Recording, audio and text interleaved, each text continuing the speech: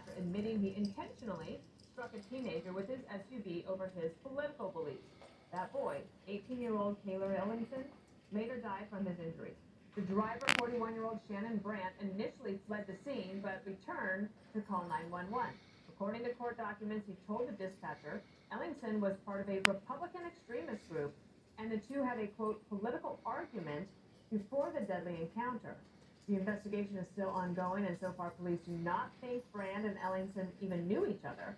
The media has been shy to report on the story, major networks spending 0 minutes on it yesterday. And Real Clear Politics founder Tom Bevan is pointing out the media bias. Quote, CBS News does a 400-word write-up of the North Dakota nut who ran down and killed a teenager over a political argument without mentioning he told police he thought the teen was a Republican political extremist. Kind of a key detail you might not miss out on if you were a journalist.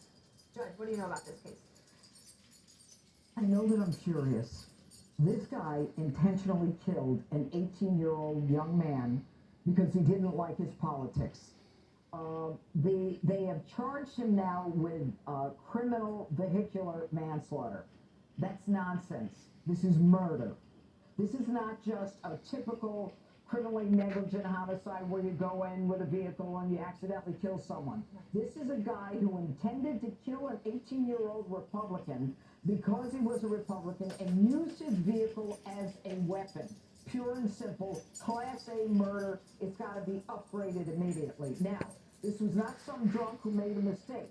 He got into the vehicle, he was able to open the door, start the ignition, chase the kid down who was a pedestrian, run over him, and hear that thump twice as his truck rolled over and killed this kid. Now, this all, as far as I'm concerned, lands in the lap of Joe Biden. Joe Biden is the one who has started this extremist hate. And I've said it before, hate is hate, hate leads to violence, and violence leads to retaliation. Joe Biden calling half of America fascists and extremists. Those are the words Joe Biden used, and those are the very words that this murderer, not a criminally negligent vehicular homicider, this is a murderer, used the word extremist because the kid was a Republican and he thought he was a MAGA Republican. And bail on this guy, $50,000.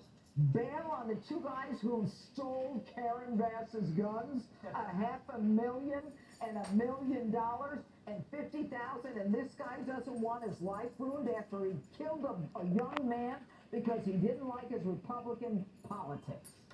Greg,